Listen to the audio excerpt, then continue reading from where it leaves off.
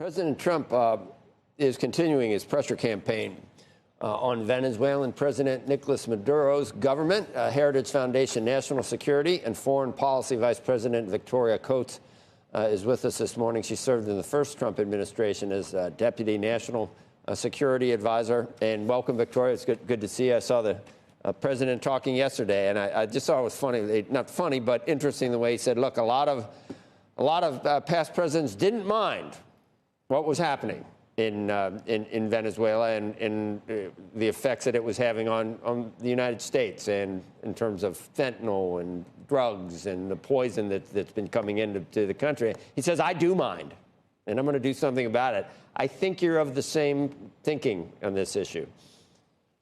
Well, good morning, Joe. Good to see you.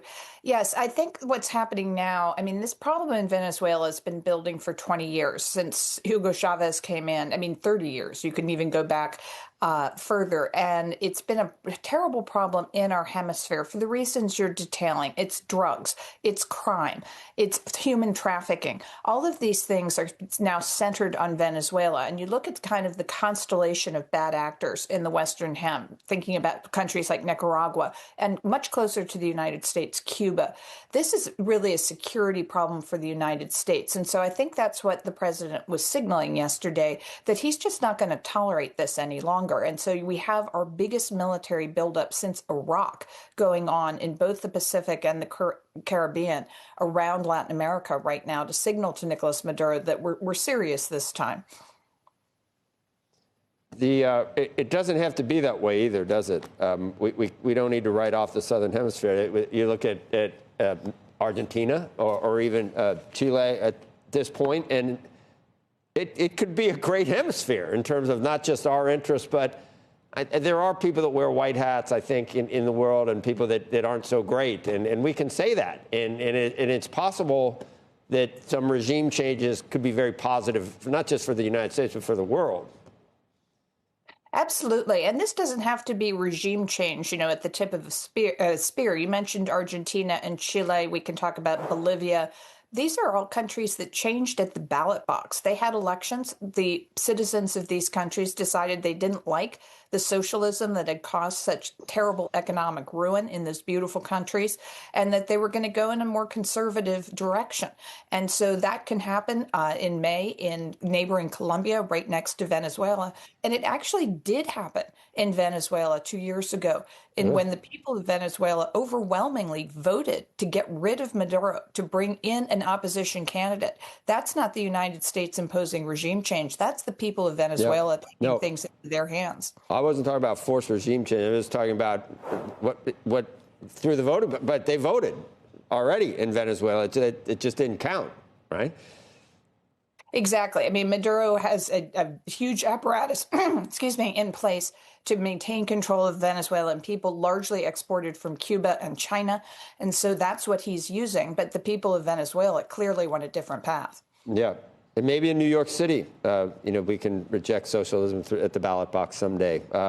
We'll see. That remains to be seen at this point. And you figure oil is fair game with what's happening, exactly the tactics that the president or the United States is pursuing at this point.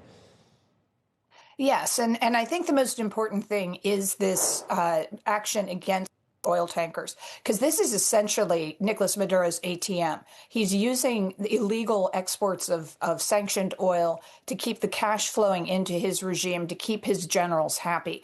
And so that's why it's so important. And it is important to note, legal for the United States to take these actions against this shadow fleet. These are vessels that aren't properly flagged. They're not properly insured. They're very poorly maintained. We could have an environmental disaster at any time. So the United States is doing a good thing for the world by interdicting these exports from Venezuela. And that's what ultimately, I think, will put the pressure on Maduro to actually leave.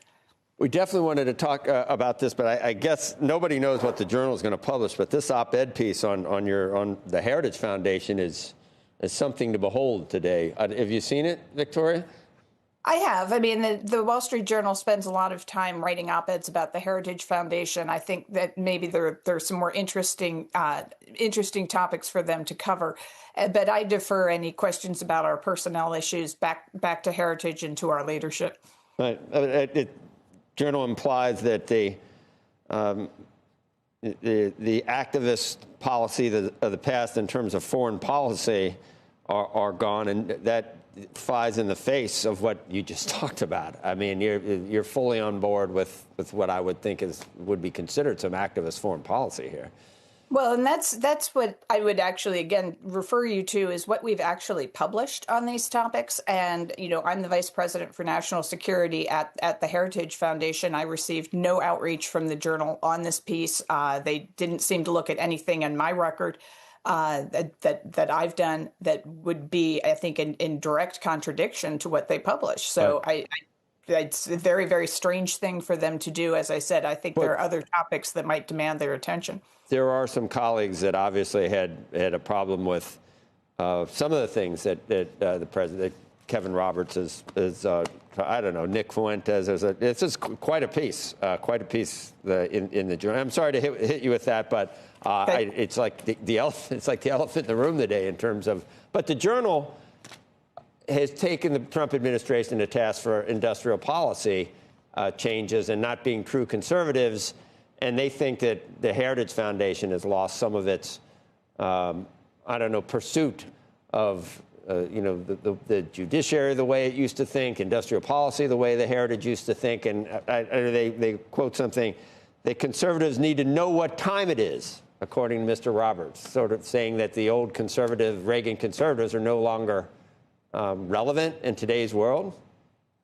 No, I don't think that's at all true in terms of what Dr. Roberts thinks. I think in terms of, industrial policy and what we're trying to do, we have a situation here where, of course, we've been proud free marketeers for these many decades at Heritage. The problem is, Joe, that China does not play by those rules. The assumption was that if we, flooded the world with free trade, everybody would want free trade, and that would be, a happy outcome for everyone.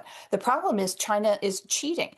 They don't think that way at all. They have exploited that apparatus. So the tension that we have to navigate now is between, wanting to pursue the ideal of free trade and then dealing with the reality of our global posture at this point. So that's what we're trying to navigate. And I think pretending that we're going back to 1982 isn't helpful.